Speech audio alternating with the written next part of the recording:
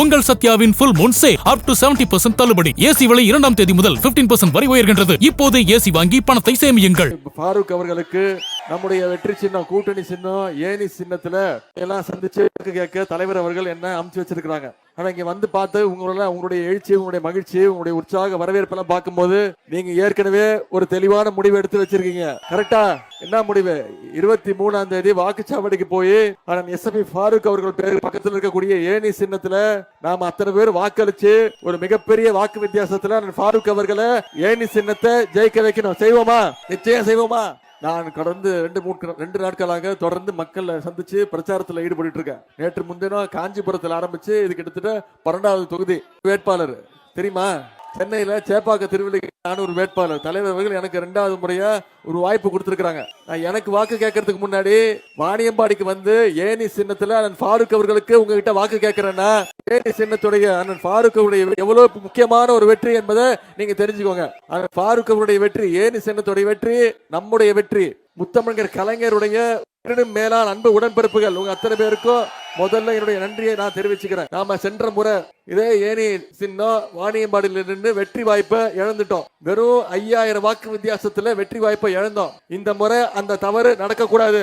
இந்த முறை மிக பெருவாரியான வாக்கு வித்தியாசத்துல ஏனி சின்னத்தை இங்க வாணியம்பாடியில நம்ம வெற்றி பெற செஞ்சாக வேண்டும். செய்வோமா? போன முறை வெற்றி வாய்ப்பை இழந்திருந்தாலும் இந்த வாணியம்பாடி தொகுதிக்கு நம்முடைய திராவிட மாடல் அரசு பல்வேறு திட்டங்களை, சாதனைகளை செஞ்சு கொடுத்திருக்கிறோம். இன்னைக்கு நான் மீண்டும் உங்களை சந்திச்சு நீங்க மக்களை சந்திச்சு வாக்கு கேட்க போறீங்கன்னா இந்த தொகுதிக்கு பல்வேறு திட்டங்களை செஞ்சு கொடுத்திருக்கிறோம் அப்படிங்கிற அந்த உரிமையோட போய் கேளுங்க. வாணியம்பாடி அரசு மருத்துவமனை 24 கோடி ரூபாய் நம்முடைய முதலமைச்சர் ஒதுக்கீடு கொடுத்து இன்னைக்கு அது விரிவாக்கம் செய்யப்பட்டிருக்கு. 18 கோடி ரூபாய் மதிப்பீட்டுல ஆவாரங்குப்பம் பாலம் கட்டப்பட்டிருக்கு. 22 கோடி ரூபாய் மதிப்பீட்டுல அம்பலூர் பாலம் கட்டி கொடுத்திருக்கிறோம்.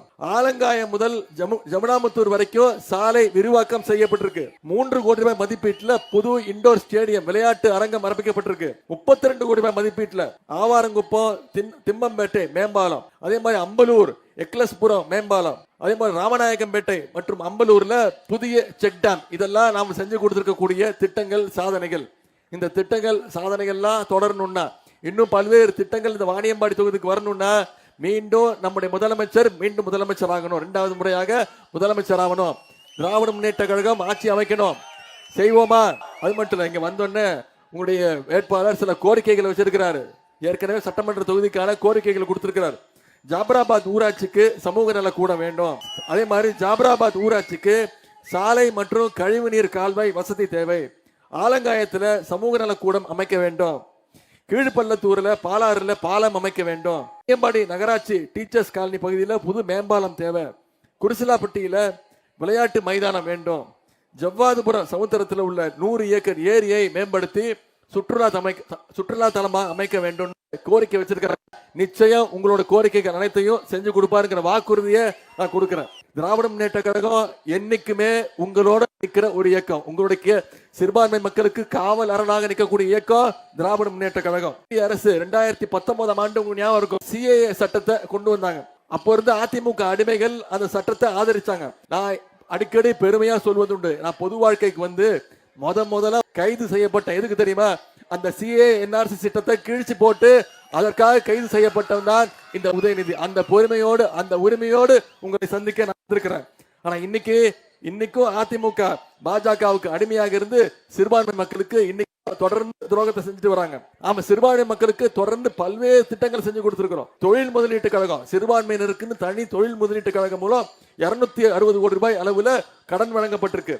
ஹஜ் யாத்திரைக்கு போகின்ற இஸ்லாமியர்களுக்கான மானியம் இன்னைக்கு 10 கோடி ரூபாயாக உயர்த்தப்பட்டிருக்கு.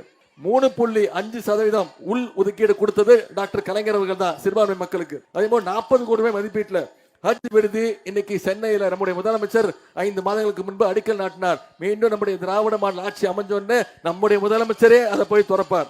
உங்க அத்தனை பேருக்கும் நான் ஒரு வேண்டுகோள் வைக்கிறேன். வந்திருக்க திமுக நிர்வாகிகள் உங்க அத்தனை பேருக்கும் ஒரு முக்கியமான வேண்டுகோள். திமுக வேட்பாளருடைய வெற்றி எவ்வளவு முக்கியமோ அதே மாதிரி நம்முடைய கூட்டணி கட்சியுடைய வேட்பாளர் வெற்றி மிக மிக முக்கியமானது.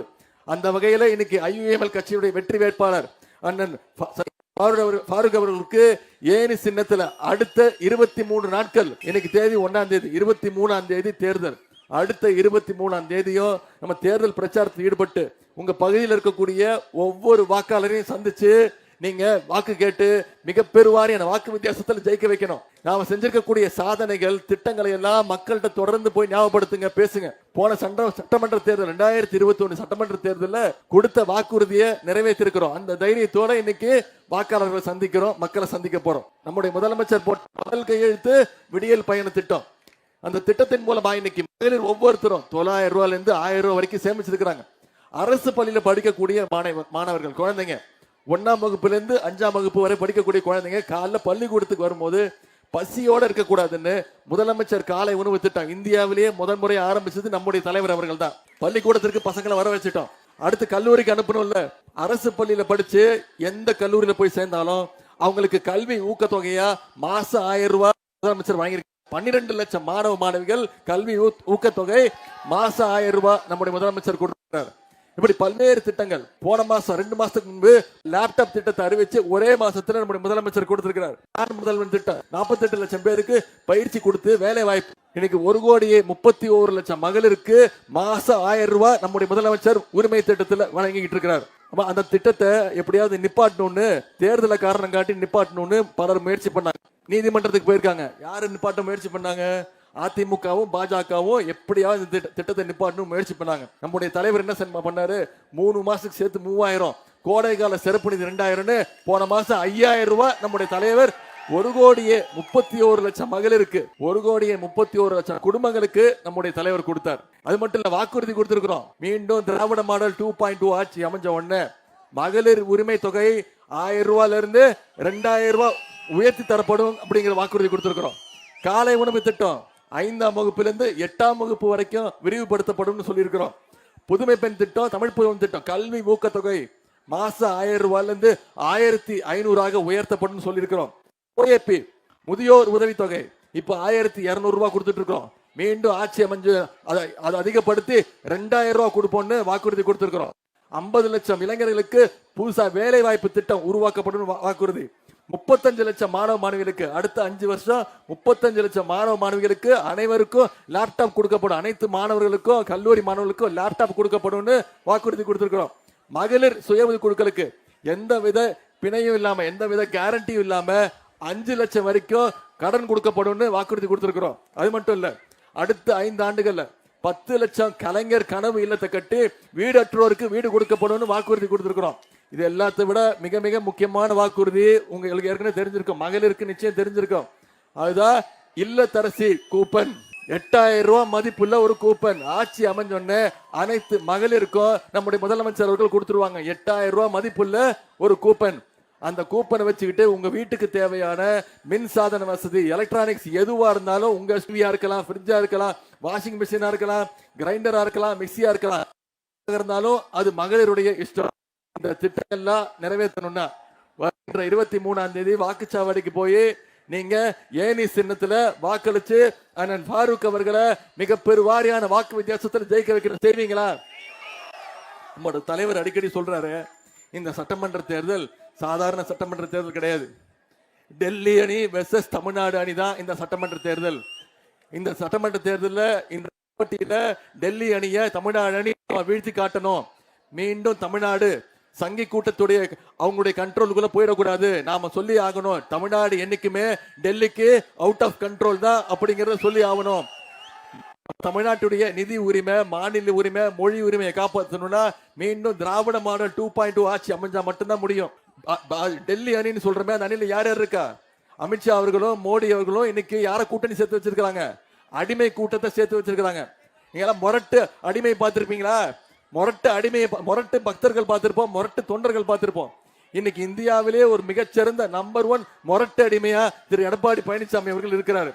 அவங்களுக்கெல்லாம் சேர்ந்து சரியான பாடத்தை கற்றுக் கொடுக்கணும்னா வர்ற 23ஆம் தேதி வாக்குச்சாவடிக்கு போய் நம்ம ஒவ்வொருத்தரும் ஏனி சின்னத்துல வாக்களிச்சு, நாம மட்டும் இல்ல, நம்முடைய உற்றார் உறவினர்கள், நண்பர்கள், அடுத்த 23 நாட்கள் இந்த பிரச்சாரத்தை மக்களை கொண்டு போய் சேர்த்து மிகப்பெரிய வெற்றியை நீங்க ஃபாரூக் அவர்களுக்கு ஏனி சின்னத்திற்கு பெற்று தர வேண்டும் என்று உங்களை எல்லாம் அன்போடு கேட்கிறேன், பண்போடு கேட்கிறேன், பாசத்தோடு கேட்கிறேன், உரிமையோடு கேட்கிறேன், உங்கள் வீட்டு பிள்ளையாக இருந்து கேட்கிறேன், தலைவருடைய மகனாக இருந்து கேட்கிறேன்.